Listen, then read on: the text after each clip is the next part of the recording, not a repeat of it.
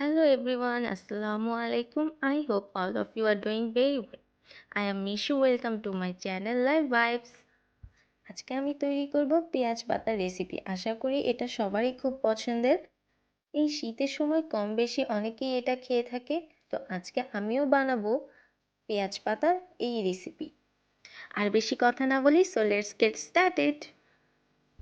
So প্রথমে আমরা এই পেঁয়াজ পাতাগুলো নিয়ে নেব। Hey everyone, this flower is for all of you. So এগুলোকে চলুন কুচি কুচি করে নেই। টাটা! এবার আমরা কুচি কুচি করে নিব এই আলুগুলোকে। শীতকালে নতুন আলু খেতে সবাই ভীষণ পছন্দ করে। সো কুচি করা শেষ। এখন চুলায় দিয়ে দিব একটি পাতিল, তাতে দিয়ে দিব তেল। এখন এর মাঝে দিয়ে দিব পেঁয়াজ কুচি, রসুন কুচি আর মরিচ কুচি। সো ফার্স্টে আমরা দিয়ে দিব পেঁয়াজ।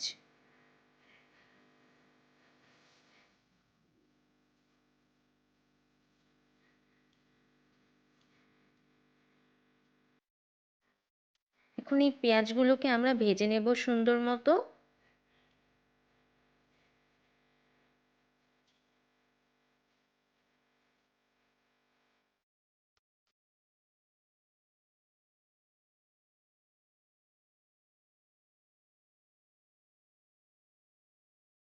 পেঁয়াজগুলো ভাজার পর যখন দেখবেন হালকা লাল লাল হয়ে আসছে, তখন এর মাঝে দিয়ে দিব রসুন। সো রসুনগুলো ফার্স্টে দিব, দেন দিয়ে দিব মরিচের কুচিগুলো। এখন এইগুলোকে একসাথে একত্রে সুন্দর করে ভেজে নেব।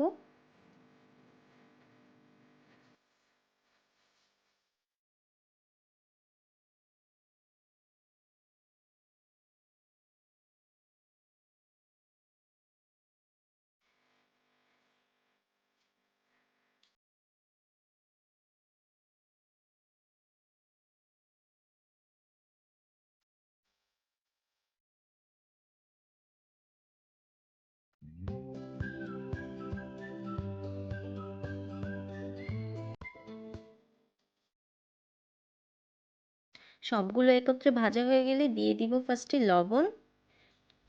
সবাই যার যার স্বাদ এবং পরিমাপ অনুযায়ী লবণ দিবেন। আমি এখানে 1 চামচ লবণ দিয়েছি, কারণ আমার 1 চামচেই হয়ে যাবে। এবার দিয়ে দিব 1 চামচ হলুদের গুঁড়া এবং 1 চামচ ধনিয়ার গুঁড়া। বেশি হলুদ ব্যবহার করবেন না, এতে স্বাদ এবং কালার দুটোই নষ্ট হয়ে যাবে।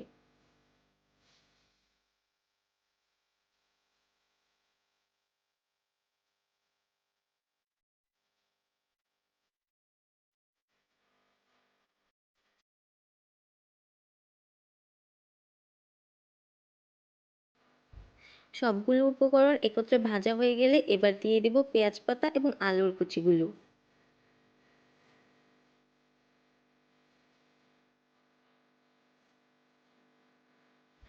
সবকিছু একসাথে নেড়ে ভালো করে মিশিয়ে নিব। এরপর ঢেকে দিব পুরো 10 মিনিটের জন্য। মাঝে আমি কয়েকবার চেক করেছি, শুধু শুধু আপনাদের সময় নষ্ট না করে। এখন এটি সম্পূর্ণ রেডি। আমরা এখন বাটিতে বেড়ে নেব। সো ফাইনালি রেডি আমাদের পেঁয়াজ পাতা ও আলু কুচির এই রেসিপি, যেটি খেতে অত্যন্ত মজা। আপনারা চাইলে ভাত এবং রুটির সাথেও এটি খেতে পারবেন। সো আশা করি আপনাদের অনেক ভালো লেগেছে। টাটা!